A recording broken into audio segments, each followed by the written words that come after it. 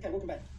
So we finished off by talking about the focus being on red blood cells, and now we're going to move on to the key enzyme glucose phosphate dehydrogenase and oxidative stress. So what is oxidative stress, first of all? Now, reactive oxygen species, or ROS roles. These are normal byproducts of oxidative metabolism. You know that oxygen is involved in metabolism. We've covered this at length. It carries the electrons as part of the process. But when you use oxygen, you can also generate these reactive oxygen intermediates known as these ROS products.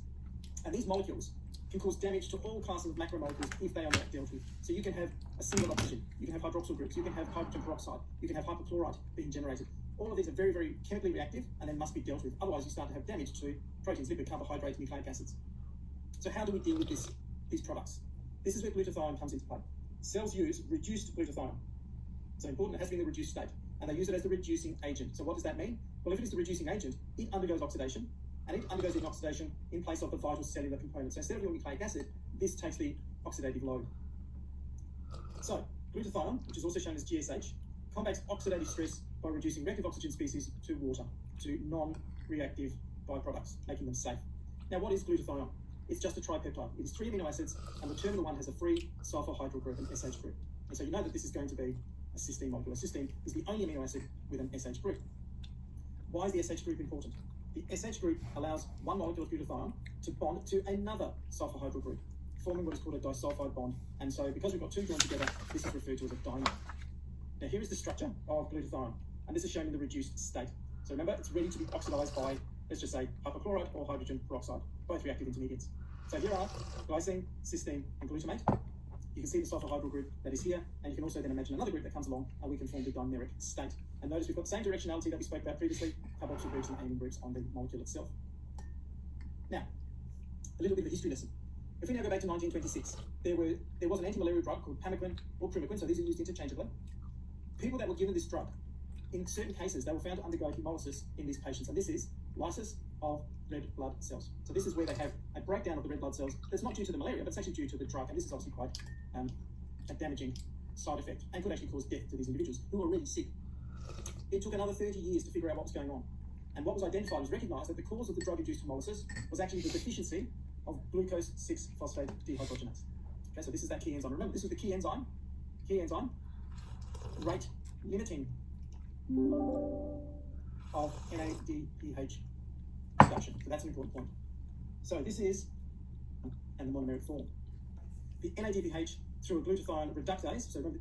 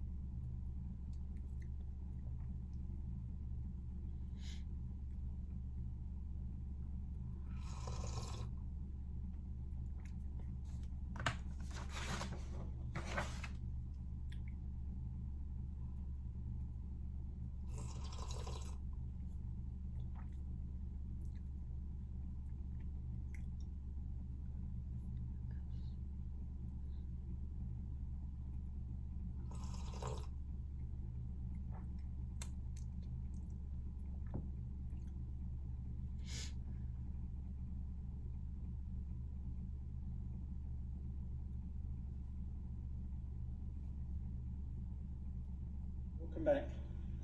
So now let's move into the first step.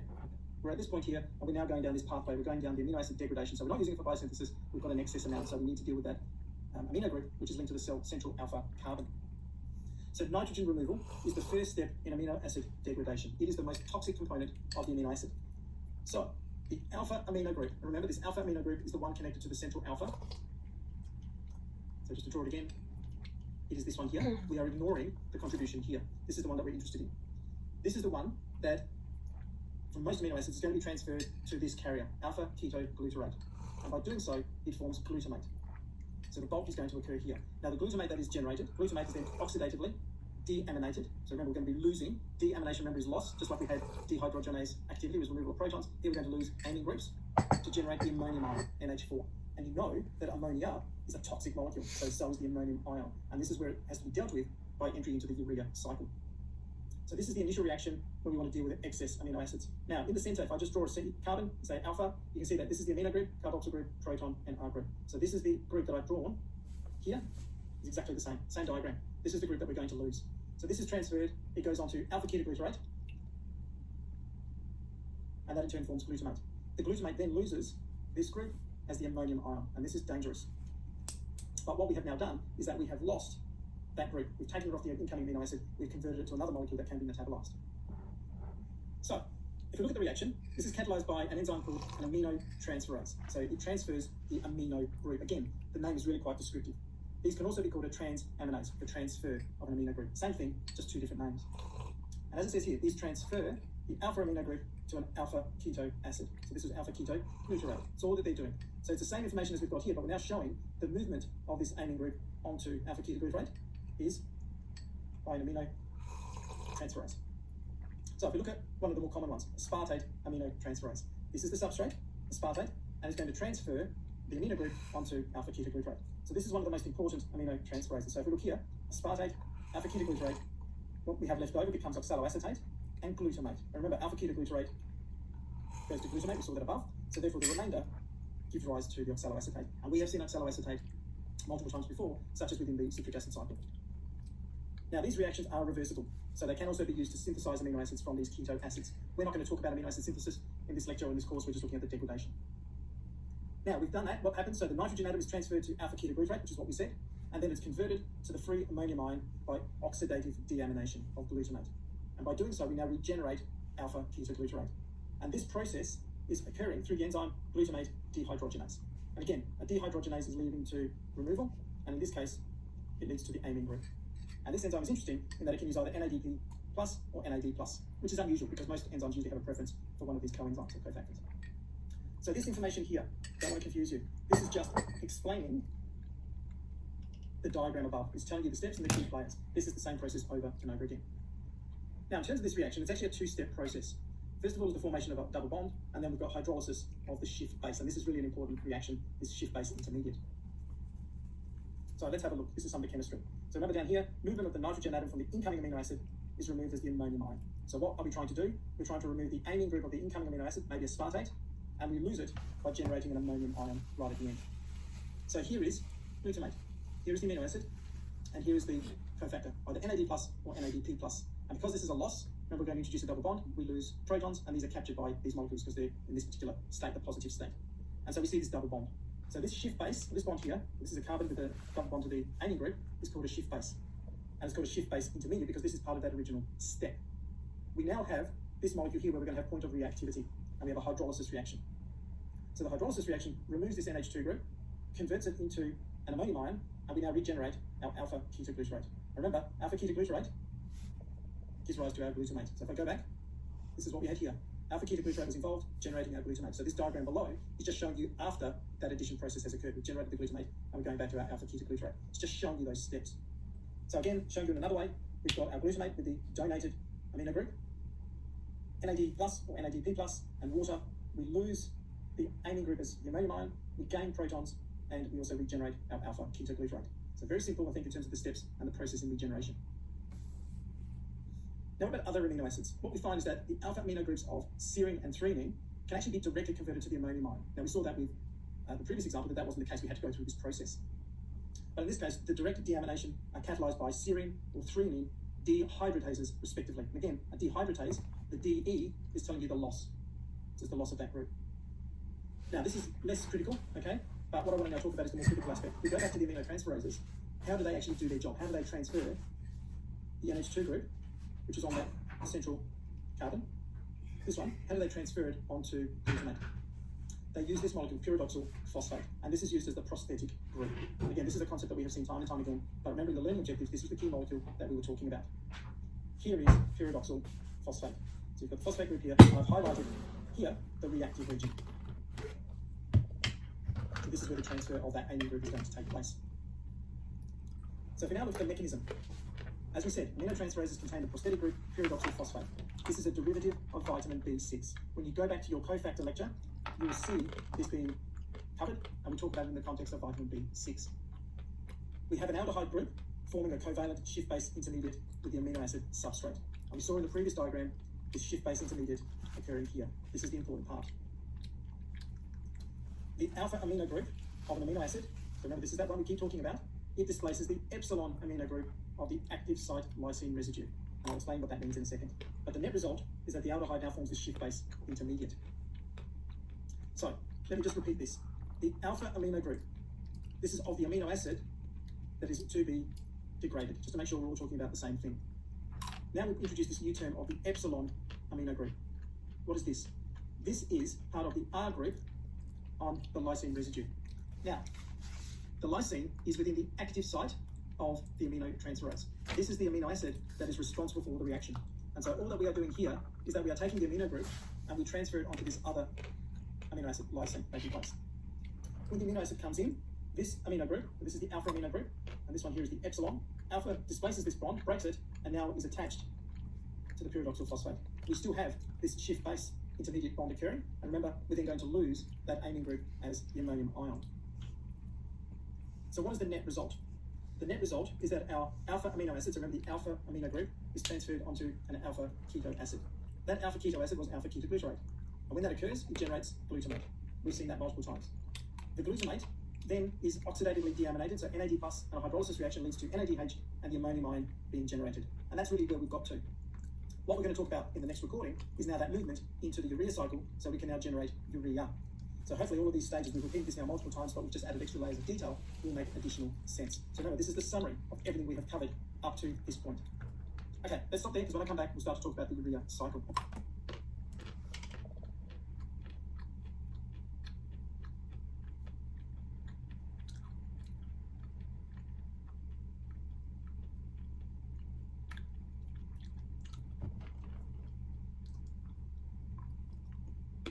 Okay, welcome back. So, what we've got to now is ammonium ion being produced. And remember, this is quite a damaging molecule. So it is dealt with by its conversion into urea. So excess ammonium ions are converted into urea by the urea cycle. And it is then excreted in the urine. Okay? Now, fish, for example, will also have this process, but they don't need to excrete it in urine because they're in a natrous environment, it can diffuse out. But they're still using the urea cycle as an example. So if we look at the process, one of the nitrogen atoms of urea is transferred from aspartate. The other nitrogen comes from the free ammonium ion, and the carbon atom comes from bicarbonate. So if we look at the diagram below, these are the steps in the urea cycle. And the cycle begins in this red rectangle, so point 1 as the starting point. And this is where you can see the ammonium ion enters the cycle. So this is a cycle, and also note the regeneration of key components. We will go through this process, but what you can see is that ammonium ion comes in, and it binds to carbonyl phosphate. And this is something that we will see time and time again. This is basically bicarbonate with a phosphate group attached. It then combines with ornithine to make citrulline. And remember, this is all now within the mitochondrial matrix. That is exported out into the cytoplasm, and it combines with aspartate. These two generate arginosuccinate, which gives rise to fumarate as a byproduct, and arginine. And then through the hydrolysis of arginine, we generate urea. And so remember, those key points we had up here, where we spoke about arginine and other molecules coming into play. So let's go through those steps one by one. First step is coupling, linking, or joining, same term, same meaning, of the ammonium ion to bicarbonate, and this forms carbonyl phosphate. So bicarbonate you have as a buffer within the blood, you've got huge amounts. It is phosphorylated, so phosphate group is attached. Carboxy, phosphate, carboxyl group with a phosphate. The amine group displaces this group. Why here and not here? This is more chemically reactive. And remember, that is something that we'll also see in future time and time again, particularly in the nucleotide metabolism lecture. Phosphate groups attached as the point of reactivity. So here it is, carbonic acid. We then repeat the process, and there's an additional phosphate group that is now attached to the other oxygen to give rise to carbonyl phosphate. How does this occur? There's going to be an enzyme. So the reaction is catalyzed by carbonyl phosphate synthetase. So this is the product, and this is the creator. It synthesizes it, hence the synthetase.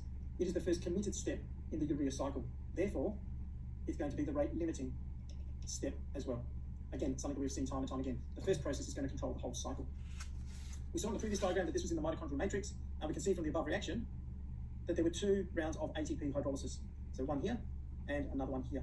So 2 ATP molecules make these reactions irreversible. And this would make sense because we're trying to break down the amine group that is no longer required, so you wouldn't want this to go backwards. If we look at the synthetase, carbonyl phosphate synthetase, how is it regulated? It again is regulated in an allosteric manner. So it's active when amino acids are being metabolized for fuel. And we want to undergo a process of degradation. So if there is a lot of biosynthesis, a lot of proteins being made, then this enzyme would be turned off. But if there's an excess and it's being used as fuel, it would be turned on. We now have the carbamyl phosphate, and it is transferred to ornithine to form this intermediate called citrulline. So here we go, ornithine, carbamyl phosphate. You can see the group that is going to be attached. So ornithine carbamylase is the enzyme. Don't worry about the names of the enzyme. I'm not going to be too worried about you knowing that. But you can see that the key point is going to be the transfer of this group here, or the removal of the phosphate, which is shown here. So that's how we know. And that gives rise to citrulline. It's just been added on to this terminal group. And again, you can see that this is an amino acid. Here's our central carbon, amine group, carboxyl group, proton. This is our R group. Citrulline now goes to the cytoplasm, and it does so in exchange for ornithine, and it condenses with aspartate. And remember, condensation is the same as addition. Now, don't forget that aspartate is the donor of the second nitrogen that is found in urea. So this is important. This is why this occurs. So we've got our citrulline, we've got our aspartate that is going to be added, and it's important that there's a plus sign here because this is an addition reaction, condensation reaction. So we've got another synthetase, and you can see that it is just joined back on to this group here. That is the point of reactivity. So you can see that it is a direct addition. And this gives us our arginosuccinate intermediate. This is now quite large, so you can imagine that the next step is going to be cleavage or cutting. And so this gives rise to arginine and fumarate. So you can see that here, arginine and fumarate as the cleaved product. So the fumarate is this region in blue, and the arginine is the remainder. Arginine is then hydrolyzed to generate our urea and our ornithine. That ornithine is part of the process, so it gets transported back to the mitochondrial matrix, and the cycle repeats. And again, this recycling and reuse of intermediates is something that we will see often. So again, here's the arginine. We've got arginase, which is the key enzyme that hydrolyzes this process. We've got the ornithine, which is going to be from down here, and we've got the remainder of this group giving rise to our urea. We've got one nitrogen group, we've got another nitrogen group, and then we form the oxygen double bond. And this is now urea. Now, why do we have this? Urea has taken the ammonium and converted it into a safe form of nitrogen. We've got two nitrogen groups attached. This allows it to be released and removed effectively. Okay, go through the steps, make sure you understand the process because it's important to understand the transfer and how we're going from something which is quite damaging into something which is much safer.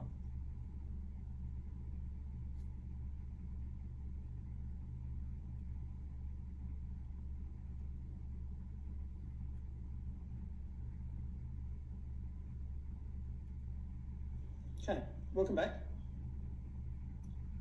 Let's now move on to talk about the next stages. So urea cycle and gluconeogenesis.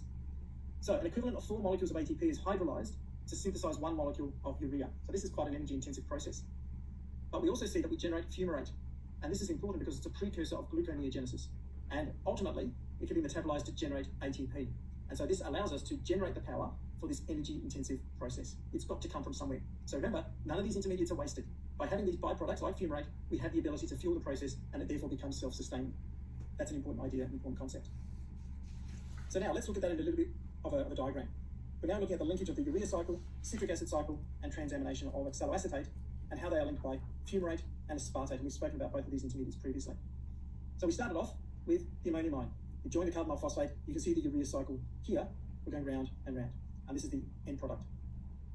Notice that arginosuccinate, aspartate feeds into that, which gives rise to fumarate, and fumarate then goes to the malate and oxaloacetate, and our alpha keto acid. These can also be involved in the citric, or are involved in the citric acid cycle, which is part of that energy process. And so this is where you have the entry of the alpha amino acid. So by drawing it this way, you can see that it enters in one location, is able to go through. So we've got a bit of a pathway like this, coming from this group through, or we've got the amine group from another location.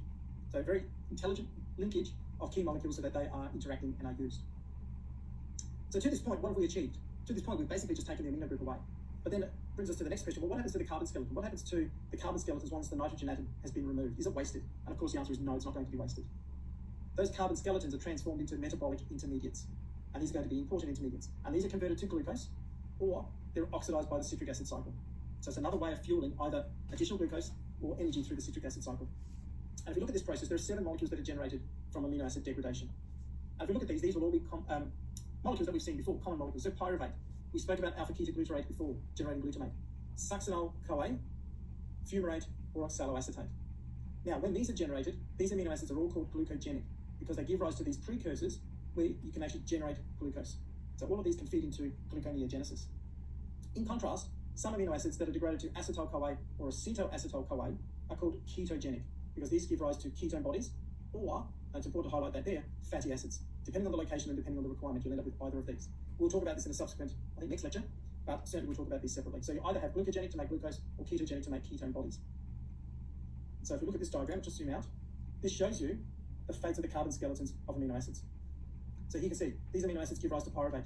Pyruvate goes into oxaloacetate, and that can give rise to glucose. Pyruvate can also go to acetyl-CoA, and that feeds into the cycle. You've got these other amino acids that generate acetyl-CoA or acetoacetyl-CoA, which is essentially a breakdown product. You've got two acetyl-CoA units joined together to form this one unit. And these come together to form your ketone bodies or fatty acid synthesis molecules. So you can see, none of this is wasted. You don't want to waste those carbon skeletons in this process. Okay, near the end of the lecture, I'll stop here because I want to talk about inborn errors of metabolism. And in this case, we're going to talk about amino acid metabolism defects.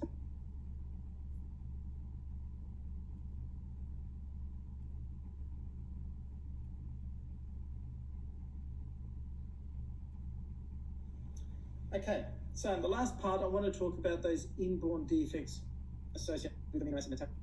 And here we're talking about phenylketonuria, or PKU. And so this is an example of a disease affecting amino acid metabolism. And it's caused by a deficiency of an enzyme called phenylalanine hydroxylase. Now, because we know that these enzymes can have cofactors, this can also be due to the absence of the cofactor, which is tetrahydrobiopterin, although this is less common. So just think, it's the enzyme, more so, but it can also be the cofactor. Because when an enzyme requires a cofactor, if one is missing, the net effect is going to be the same. Now, without this enzyme, what happens? Well, as you take phenylalanine into the body, it's going to build up in all of the bodily fluids because it's not being metabolized. And ultimately, it gets converted into metabolites, such as phenylpyruvate. Now, what I want to show you are the differences in metabolism that can occur. The first one we have covered at length. This is the normal process. So this would be the rate-limiting step, because this is the first process. A goes to B. So substrate gives rise to a product. That product is now the substrate of the next reaction, so on and so on, and it's nice and linear. When you have an absence of an enzyme, you have feeding in of the pathway. This enzyme might be the hydroxylase. It is not present, so therefore this builds up, and the concentration goes higher and higher. As the concentration goes higher and higher, it needs to be dealt with by the cell, and it goes into a different product, it goes into a different pathway. But this gives rise to abnormal metabolic products. These are unexpected reactions. And as a result, they can give rise to toxic intermediates. That toxic intermediate is what leads to disease.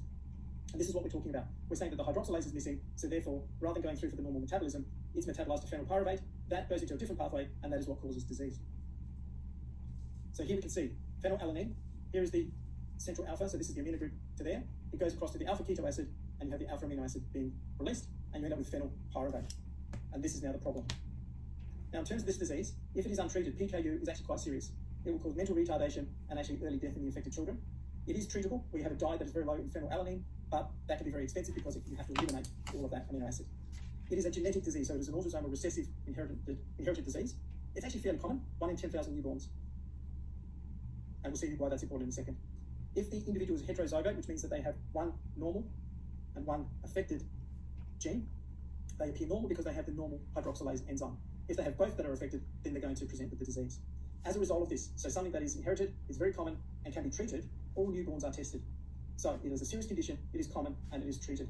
These are the criteria for the testing for this particular disease. If it was not serious, it would not warrant testing. If it was extremely rare, it wouldn't warrant testing. And similarly, if it couldn't be treated, well, then there's really not a lot of point of its testing or identification. So this is something that is used very commonly. Okay, going to stop there. A lot of content, but I think it's all quite logical and makes sense.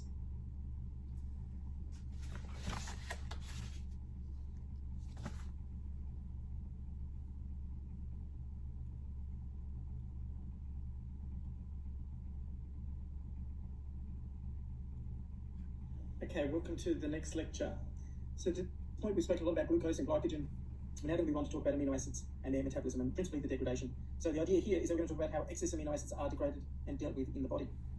So the study aims for this lecture are, first of all, to describe how proteins are targeted for degradation, and we'll talk about this molecule here, ubiquitin. We'll also then talk about how the sequence of a protein actually affects its half-life, so how long it will exist within the cell before being degraded. And we'll also talk about the fate of amino acids following their degradation. Now, as part of this process, we have to talk about this molecule here, pyridoxal phosphate, so how it acts, here's the section. It works for a period of time, it then needs to be degraded and then replenished. So how does this take place? So proteins that need to be replaced, how does the cell identify that? It does so by linking a molecule called ubiquitin to the particular protein. And what that does is that it terminates that particular protein for degradation, and this degradation occurs within an organelle within the cell called the proteasome. Now, the amino acids that are generated can be used to make other proteins that are within the cell, but they can also be used to make other nitrogenous compounds like nucleotides. And we'll see this in the nucleotide biosynthesis lecture, but it's important to highlight this here because the link between amino acids and other compounds may not be obvious, whereas the link between amino acids and proteins is much clearer. This one might be less obvious, so this nucleotide biosynthesis lecture is important. But what we also know is that amino acids that are not used, they can't be stored or excreted. They must be used as fuel. So there's a requirement for this process to go through here. So the metabolism therefore involves the removal of the alpha amino group. Now remember, you have a central alpha carbon that is linked to an amino group, a carboxyl group, an R group, and a proton. This is the amino group that we are interested in. This is the one that is going to be removed. The remaining portion is called the carbon skeleton because it is mostly carbon atoms. What happens to that? Well, it's converted into other metabolic intermediates. It is not wasted. So where does this NH2 group go? Most amine groups from amino acids are converted into urea via the urea cycle. This is the only way for the cell to remove this particular molecule.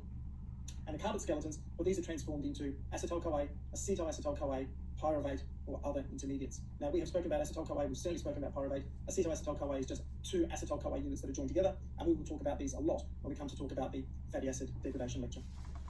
So that carbon skeleton is then converted into glucose and glycogen, again, something that we have spoken about in depth. Now, that key molecule that we spoke about is a learning objective, pyridoxal phosphate. This is important because it plays a major role in amino acid degradation.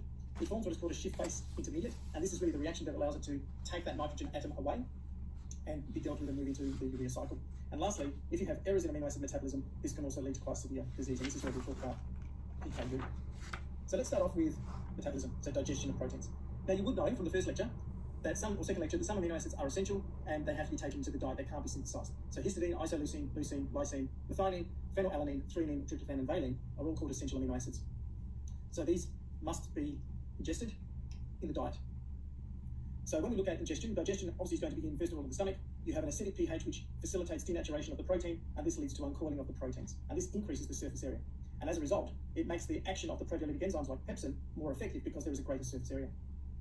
The degradation continues as it passes into the lumen of the intestine, so the small intestine, and what this leads to is the production of amino acids, di and tripeptides, so two in short, 1, 2, and 3 amino acids or residues. And you have transporter molecules called amino peptidases, so these are enzymes that help them to transport. These are in the plasma membrane that further digest the proteins from the amino end, and you've also got other transporters. So if you look here, this diagram is showing you that idea. You've got proteins, you've got your proteolytic enzymes like pepsin, you make your amino acids in the lumen of the gut. The spheres here, these oblongs, are the transporters that go into the cell. You've got your amino acids, and this then makes its way to the blood. And you can then have the longer peptides that are transferred or digested by the aminopeptidase and give you your di and tripeptides, and then again make their way into the blood. So it's just the pathway from the diet into the blood, and then obviously once they're in the blood, they can be taken up by all cells that are in requirement of those particular amino acids. Now you've also got proteins that are present within the cell that need to be degraded. And so how is this controlled? So protein turnover is a normal process. So as I mentioned before, protein is made, it works for a period of time, and that time will vary depending on the protein, and then eventually it reaches a point where it is degraded and a new protein has to be made. Now this turnover occurs at different rates with different proteins. And we know that proteins can be made incorrectly, or they can be damaged with oxidative stress. And we saw this with hemoglobin and the interaction of reactive oxygen species in the previous lecture with the pentose phosphate pathway. Now these proteins have to be removed so that they don't accumulate and aggregate, and this is one of the hallmarks of Parkinson's disease. And lastly, degradation of a protein is another way that a pathway can be turned off. We have seen the addition of a phosphate group and its removal as one point of covalent modification, but if you actually degrade the protein, that is another way of turning off the pathway, because if the pathway is not there, then that's a much more permanent way of controlling it. So again, this can be a broad approach. Okay, that's the basic idea. Let me stop there because we're now going to move into the degradation and the role of ubiquitin, which you can see on the diagram below, and I want to talk about that in the next recording.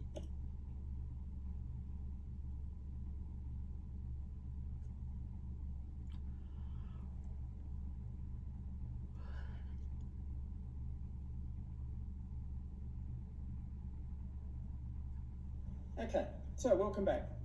So if we now talk about degradation, how is it regulated? The key molecule is ubiquitin, or UB for short. And this is a protein itself, or a linkage, that targets a protein for its degradation. So the presence of ubiquitin, it's not just one, as we'll see later, it's 4 of these, but as it starts to get added, that ultimately leads to the degradation of the protein via the proteasome. So the carboxyl region of ubiquitin is covalently attached to lysine residues. So these lysine residues are in the target protein. So the protein that needs to be degraded has to have a lysine residue, and more than likely it will. The energy for this bond comes from ATP hydrolysis. So this is an energy requiring process. There's expenditure of energy. And as I mentioned before, you need at least 4 ubiquitin molecules for the protein to be degraded in the proteasome, which is the organelle that undertakes this process. So it's not just a single addition, but actually multiple rounds. So you can see that there's going to be a lot of ATP hydrolysis for this to occur.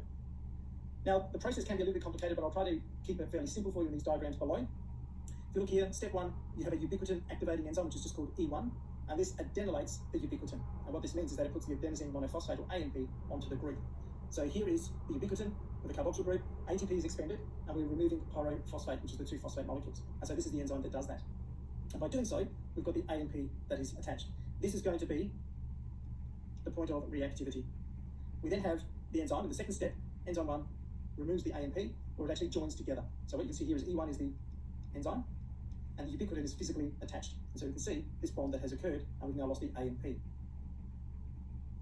So we could already predict that this is going to be a cysteine residue because of the sulfur hydrogen group. So as it says here in step 2, ubiquitin is then transferred onto a cysteine residue of the activating enzyme. And this is the process that we have just seen. So that was the first step, is the activation. The second one is showing you the same diagram. It is now showing you that activation process. And then the third step is the ubiquitin is transferred to a cysteine residue in that conjugating enzyme. So we've got different enzymes, E1 and E2. This is just transferring it from one residue onto a different enzyme, replicating the same process. So notice E1 versus E2. So two different enzymes, but essentially the same process. And lastly, step 4 is a ubiquitin ligase. So remember, ligation equals linking. It's just another way of saying joining. So ubiquitin ligase transfers the ubiquitin to a lysine residue on the target protein. So what we have just covered is that the enzymes themselves, the ubiquitin enzymes, first of all bind the ubiquitin, but they're not binding the ubiquitin for degradation. They're carrying it in a state that allows it to be linked to the target protein of interest, to the protein that needs to be degraded. So this diagram, we're going from right to left. So here's our E2 with the ubiquitin attached. Here's our E3 enzyme, and you can see that it is now, again, E2 is closeted by the E3, it's sort of shown encased. Here's our target protein with a lysine residue available, and we now have that ubiquitin being attached. So this group here is attached to the target. So this is our target protein, and we've got one ubiquitin molecule attached. And we could repeat this over and over again, either on this residue or on multiple lysine residues. So again, just to repeat, what have we got here? These steps are just showing you, first of all, look here, this is the activation. How do we actually get the ubiquitin activated? Second step was its transfer onto the enzyme. The third step was its transfer to the second enzyme, enzyme 2. And then the fourth step was the transfer of the ubiquitin onto the target protein. So this is the one that must be degraded. Okay? But remember, we need to repeat this multiple times. Now, we said that this occurs when a protein has reached its end of requirement. And so this is called the half-life. But the question is, well, what determines the half-life of a protein, and why are they different? Experiments have shown that it's actually the nature of the amino terminal residue of a protein that is important. So whatever that amino acid is, it dictates the half-life. So at least in yeast, if a protein has methionine at the amino end, it has a half-life of 20 hours, whereas that amino acid is changed to arginine, it's only 20 or 2 minutes. So you can see there's a vast difference depending on the particular amino acid. Why? Because arginine is a destabilizing amino acid and therefore promotes its degradation. So this approach allows the cell to modify the half-life of a particular protein and in turn suit its needs for that particular protein. Now, once the protein has been linked to ubiquitin, it needs to go to the organelle for degradation, and that organelle is the proteasome. So as it says here, proteasome is the organelle that degrades ubiquitin-linked proteins. It has 2 units. It has what is called a 20S catalytic unit and a 19S regulatory subunit. And when you put those two together, they combine to give you a 26S unit. Now, S stands for a Svedberg unit. This is a unit of sedimentation, not mass, not molecular weight or molecular mass. So that's why 20 plus 19 does not give you 39, it gives you 26, because it's looking at the sedimentation of this protein through a viscous liquid. So don't worry too much about that, it's just that you have these different units. So you have a catalytic and you have a regulatory domain. The regulatory domain you can think of as the on-off switch, and the catalytic is where the enzyme activity occurs. So in this case, it's going to be the breaking of the peptide bonds. So as it says here, the regulatory units control the entry of proteins into the catalytic unit. So if they allow it in, it's on. If they prevent it, it's off. And once it's in, you have the degradation involving ATP hydrolysis, because it's an energy-dependent process. The ubiquitin is cleaved and is recycled. So remember, ubiquitin equals ubiquitous, which means common. It's present everywhere. So this is a very common protein within the cell, a common marker, because all cells, all proteins are going to have to degrade this or use this for degradation of proteins. So here's the diagram that shows you that idea. Here's our protein. Let's say that its half-life was 20 minutes. So after 20 minutes, 50% has been degraded. That's what it refers to. You can see here we've got 5 ubiquitin molecules on this side, another 5 over here. So there's lots of ubiquitin that has been attached. Protein goes to the proteasome and is broken down into either peptides or the ubiquitin is released. So we've got the breakdown of that. And then these peptides can then either move on to further stages. And this then goes back to additional proteins. So it's a very simple and straightforward process in terms of the degradation. Now, what happens to those peptide fragments? So as it says down the bottom, potential uses of peptide fragments and amino acids generated from the ubiquitin-mediated degradation. So those peptides can undergo proteolysis, which is breaking of peptide bonds. And this just gives you your individual amino acids, and you can see that here. Now, what happens to these amino acids? Well, the amino acids, they can be left intact if they're required for biosynthesis, which just might be, we want to make that new protein. We degraded that first protein, we want to regenerate that protein. The amino acid can have the amino groups being removed, and the nitrogen is then disposed of by the urea cycle. This is what we'll talk about later. If this occurs, what you're left with are the carbon skeletons. And the carbon skeletons, as we mentioned above, can either give rise to glucose or glycogen, depending on the needs of the cell, They can go into cellular respiration, where we spoke about pyruvate, or they can generate acetyl-CoA or acetyl-acetyl-CoA, which is fatty acid synthesis. You can see that there is no wastage that is occurring here. The only thing really is the removal of the nitrogen and the excretion of the nitrogen there. Okay, before we move on, I'll stop here because I want to talk about the removal of the nitrogen.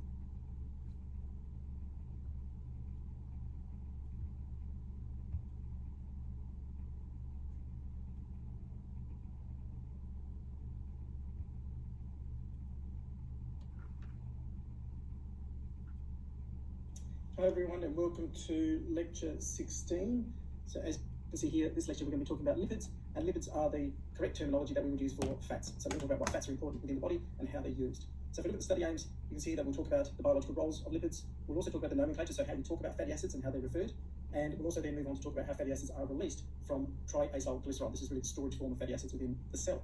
We'll then move on to talk about the 6 stages required for beta oxidation, and this is a specific form of oxidation that relates to fatty acids. And you'll get huge amounts of ATP generated from fatty acid oxidation because they can undergo many more rounds of reduction, and as a result, look at textbook. So as we start off, I always like to give you an introduction. So remember, we'll talk about lipids and fats. These two terms can be used interchangeably. Lipids is the scientific term, fats would be the lay term, but we know that these have got lots of important roles within the body. And so if we think about them, what would these be? The first ones are building blocks for the cell membrane. The cell membrane is made up of lipids, and more specifically, these are referred to as phospholipids or glycolipids. So phospho is telling you that they have a phosphate group, glycolipids are telling you that we've got carbohydrates attached. And we have seen the addition of these groups onto other molecules throughout this semester, so this should not come as a surprise to you. We also can see that some proteins require fatty acids to be covalently attached, and by doing so, this actually targets them to the cell membrane. So remember, like will dissolve like, so if you put a fatty acid onto the protein, the logic is that that fatty acid will help locate or target that protein to the cell membrane, because that's where its activity is required, for example, as part of the signal transduction cascade. We'll also look at fatty acids as derivatives of hormones, so they can be synthesized and degraded into various hormones. These are collectively referred to as eicosanoids, and this refers to a specific fatty acid precursor, but this is the broad term that we'll talk about. And the one that most people will already know is that fatty acids are the main energy reserve within the cell, within the body, and the term that we use is a triacylglycerol. So there are 3 acyl groups that are linked to a glycerol backbone. We'll see that in the diagram below. These can also be referred to just generally as fats, as we've seen, but also as triglycerides. So again, just referring to those 3 units that are attached. Now, if you look here, we have our glycerol. This is referred to as the backbone, and we have the first position. This is called the SM1 position, the second position is SM2, and then the third position is an SM3. You can have 3 fatty acids linked there. That's where you would have glycerol as a triglyceride. But what we also have here, this is now showing you in this diagram a phospholipid. So we have our phosphate group attached to an alcohol group, and this is the phospholipid group. So you can see here basic structure of a phospholipid, backbone with 2 fatty acids attached, and the head group, which is the phosphate or the alcohol group. So if we want to go into a bit more detail in terms of the different common head groups, so as we can see down the bottom here, common head groups that are found in phospholipids. We've got glycerol as the backbone, so this is shown in blue, so we can see the 1, 2, 3 carbons that make up the glycerol. And we've seen glycerol in the previous lecture where we were saying this is a non-carbohydrate precursor that can be used in metabolism. In green, we can see the first 2 fatty acids, so R1, R2 just refers to the different types of fatty acids that will be attached. And then here we've got the phosphate group shown in black, and then the alcohol group shown in red. And you notice that there are differences along the 4 that are shown. So we've got phosphatidylserine, we've got phosphatidylcholine, phosphatidyl-ethanolamine, and phosphatidyl-inositol. These last terms refer to these groups here, okay, as the different groupings that are around. This one in particular, phosphatidyl-inositol, you'll see this in the signal transduction lecture, because this inositol group can be released, and this also acts as a signaling molecule. Can I also just highlight for you down here, these are showing for information only. You don't need to memorize them, you need to be familiar with their terminology and what they are, but certainly you don't need to know the structures of these groups. That's not important at this level. Okay, so if we move on to talk about the nomenclature and the numbering, because fatty acids, just like any other chemistry form, there's a way of referring to these. There's a systematic name that is used, and this is derived from the parent hydrocarbon. So fatty acids are essentially just carbon and hydrogen molecules. So they're based on the position, and then the length of this will change, and the terminal is going to be omega, which is down this end. Just again, highlight to you the beta carbon. This is important because the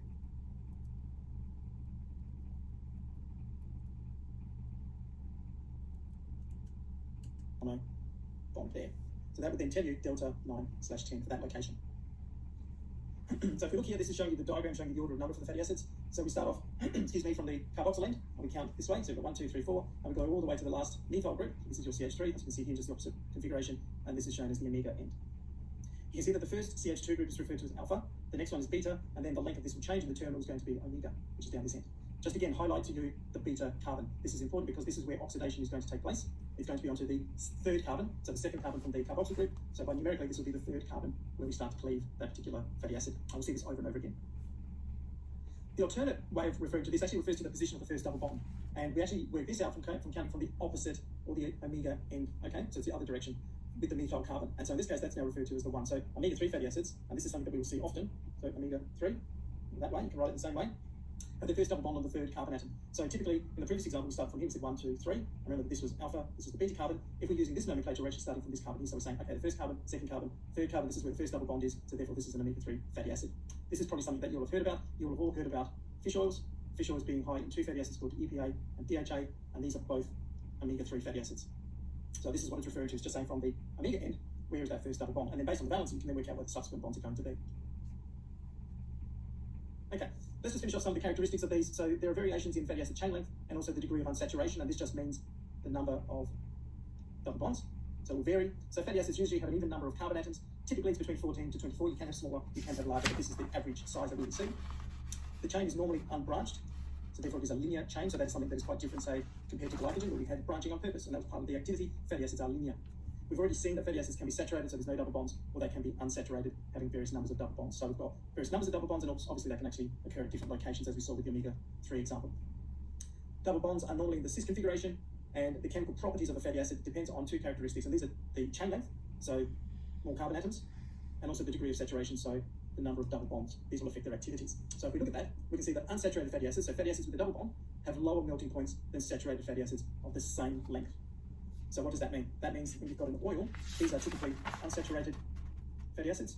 When you've got solid fats, like butter, these are more likely to be, saturated fats. Okay, so these are the two basic differences. Now, because you can have a mixture of unsaturated and saturated fatty acids, this actually affects the cell. So short chain length and unsaturation will actually make the cell membrane more fluid, and therefore you'll also vary the derivatives that come from that. So the cell is able to change the ratio of unsaturated and saturated fats to either make the membrane, if it is more unsaturated, it's going to make it more fluid. If it is more saturated, then it's going to be more rigid.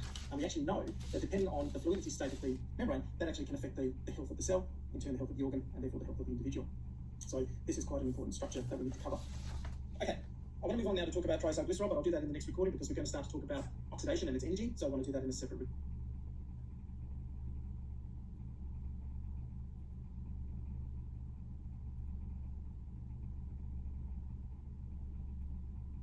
Okay, welcome back.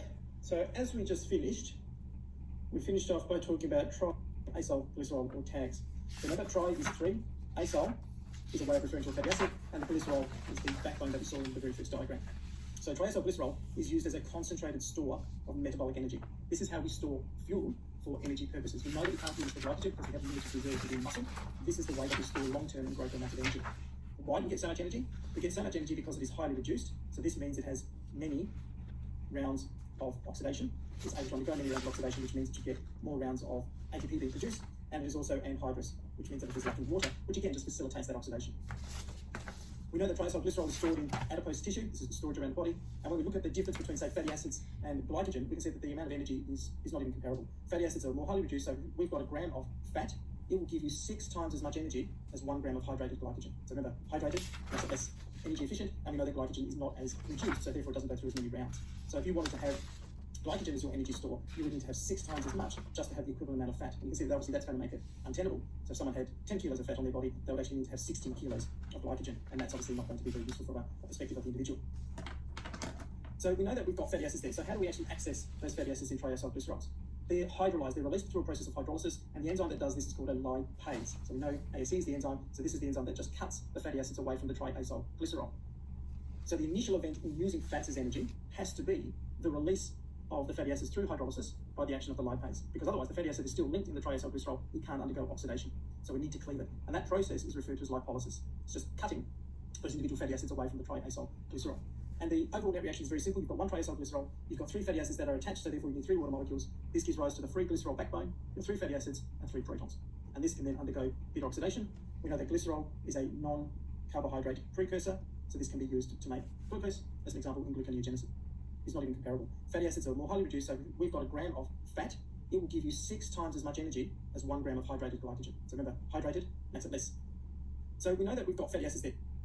The fatty acids away from the fatty acid is still linked in the triacylglycerol, it can't undergo oxidation. So we need to cleave it. And that process is referred to as lipolysis. It's just cutting those individual fatty acids away from the triacylglycerol.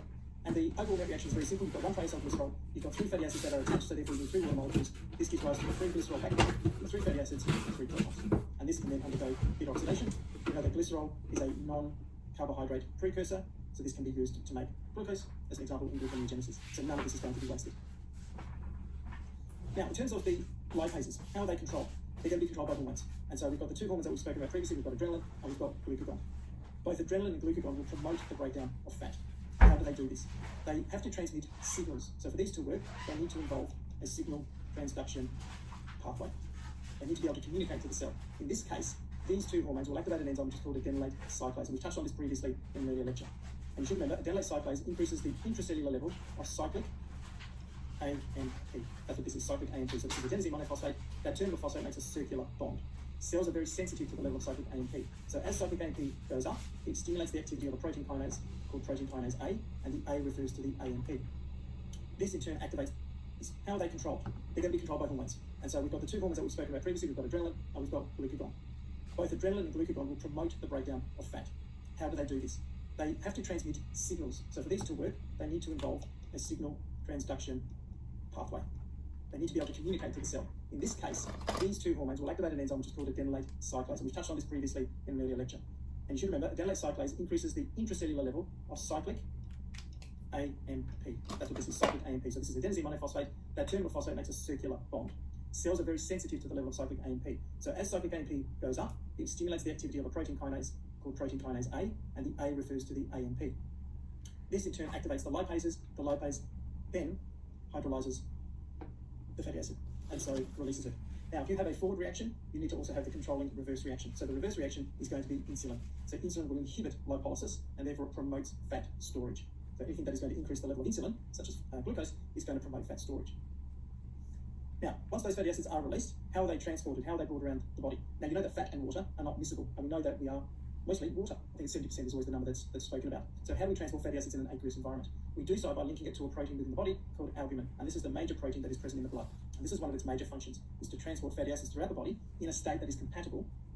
Goes up, it stimulates the activity of a protein kinase called protein kinase A, and the A refers to the AMP. This in turn activates the lipases. The lipase then hydrolyzes the fatty acid, and so releases it. Now, if you have a forward reaction, you need to also have the controlling reverse reaction. So the reverse reaction is going to be insulin. So insulin will inhibit lipolysis, and therefore it promotes fat storage. So anything that is going to increase the level of insulin, such as glucose, is going to promote fat storage.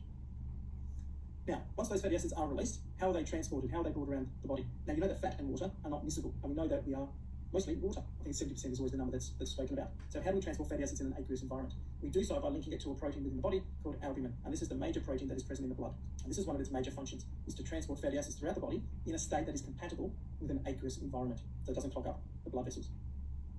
Now, we've got lots of different tissues that will use fatty acids to make ATP. As I mentioned to you before, glycerol can be used to make glucose through gluconeogenesis. This is going to occur within the liver, and the liver will also break down fatty acids to make ATP.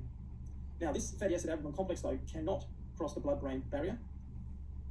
It's missing, so the brain is dependent on glucose. And again, we have spoken about the importance of glucose in the brain time and time again.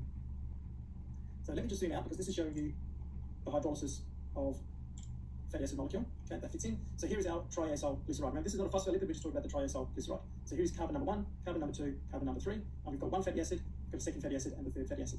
The nature of the fatty acid is shown as R1, R2, and R3 because it actually doesn't matter. We'll talk about specific fatty acids, but in this diagram it actually doesn't matter. So we have the lipase, and if it occurs 3 times, you'll see that it is going to cleave the fatty acid there, I should say, not that spot there. Okay? And so what this will give you is your glycerol molecule and your 1, 2, 3 fatty acids. And those fatty acids can then go through beta oxidation, which we'll talk about later in the lecture, and give you huge amounts of ATP. So that's the lipolysis process. So let's talk about degradation then, start to move into this pathway. So we've seen that lipolysis generates glycerol and fatty acids. And we know that both of these products can be metabolized for energy, and we'll see that in the diagram below. And we know that the liver will take the glycerol, and either through glycolysis or gluconeogenesis, it will be acted on. Other tissues, though, will metabolize the fatty acids through beta oxidation, and this is going to give rise to lots and lots of ATP, and it's how the cell is able to move forward and meet its energy demands. So here is the diagram that summarizes all of these potential fates of glycerol and fatty acids.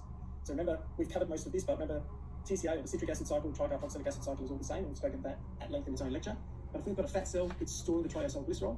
If we've got adrenaline that has been produced, the triacyl glycerol is cleaved, and we will release glycerol molecule and fatty acids.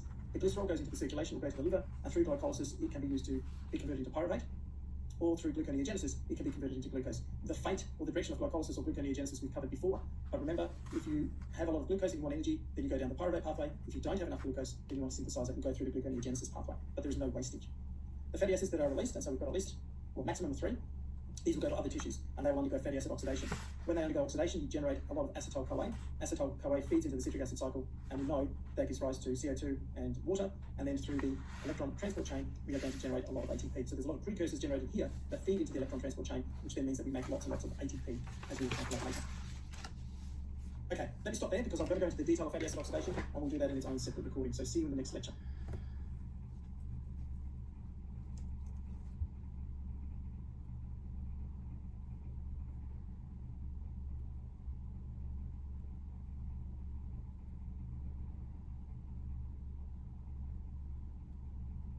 Okay, welcome back.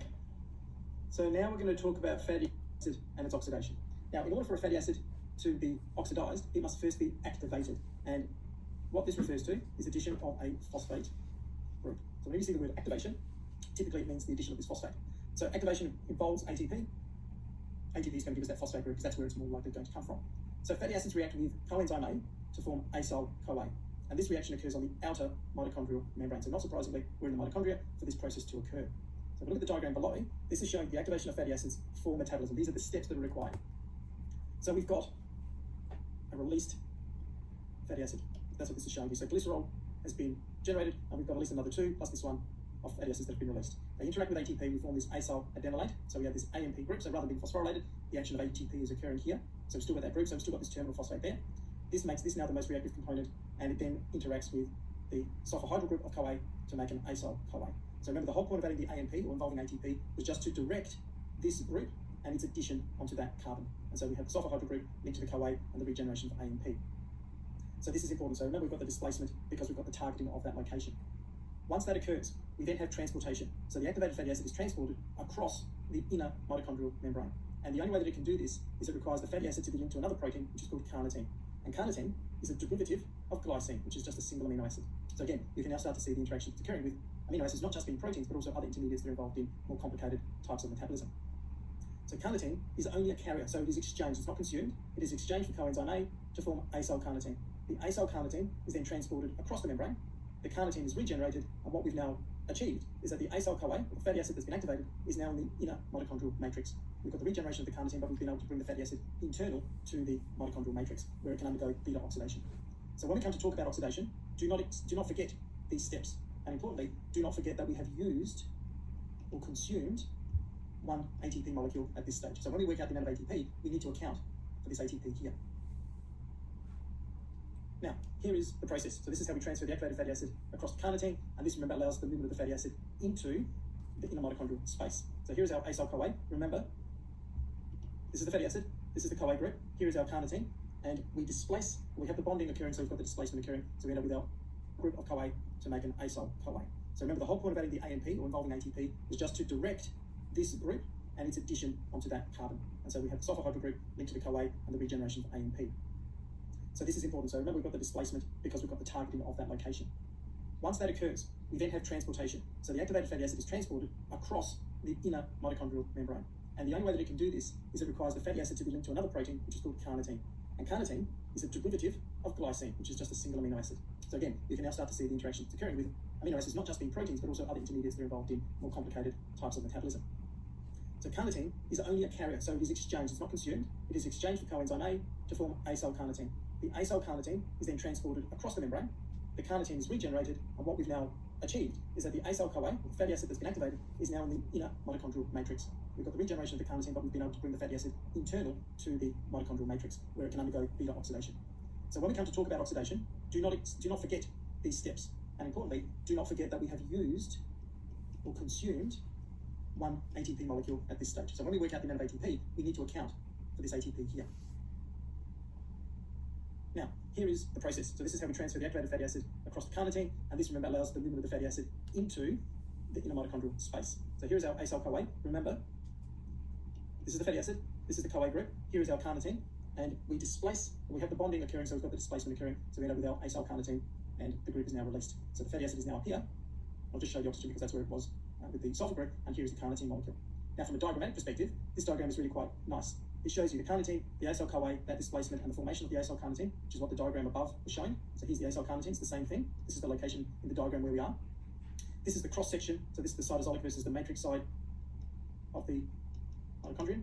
And so we've got the transfer across. Once it's on the inner or the matrix side, the acetylcarnitine, the CoA is put back on and the carnitine is regenerated, and it is able to freely translocate across, and we use a translocase. So this is just being recycled, going round and round. But the net result is that the fatty acid that was on the outside is now on the inner mitochondrial matrix side, and this is where beta oxidation is going to take place. So let's go into the steps of beta oxidation. So the first two steps that we just saw are still part of beta oxidation because they're required to activate the fatty acid and actually bring it into the right compartment within the mitochondria. Now, beta oxidation is the degradation of fatty acids, so that's what beta oxidation is referring to, and we're going to be cutting 2 carbon atoms every single cycle. So every cycle, we chop off 2 carbon atoms, and by doing so, we generate acetyl-CoA, and this then enters the citric acid cycle, or the TCA cycle. Remember, all the same thing. The beta carbon is the second carbon from the terminal carboxyl. We saw that in the previous diagram, but here is another example. Here is our carboxyl group. We said this is carbon 1, carbon 2, carbon 3, and the other notation is this is carboxyl, so this is alpha, this is beta. So this is the carbon where beta oxidation is going to take place.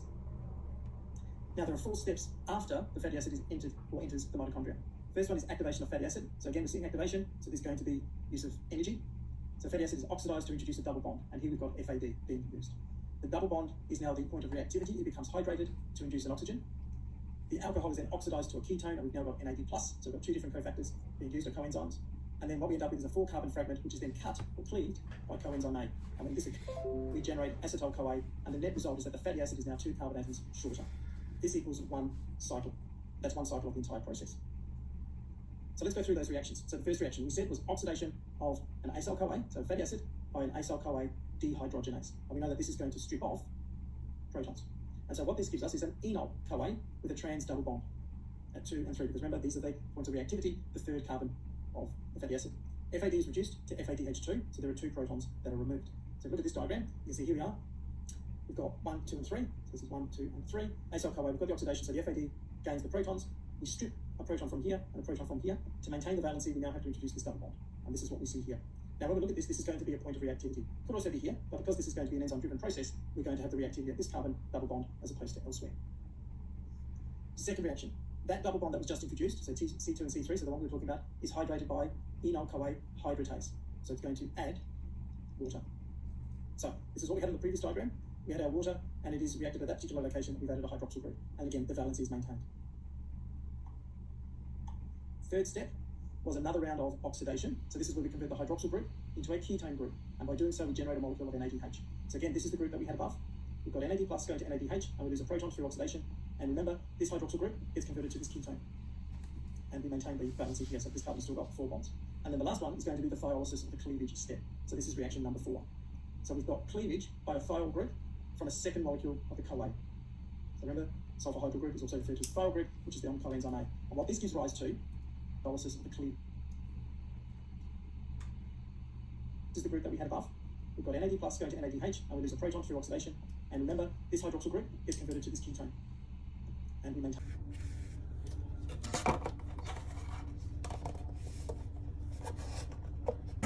We're just so whatever. Oh my god. We're just like perfect. Oh. I only got the bias one. So cute.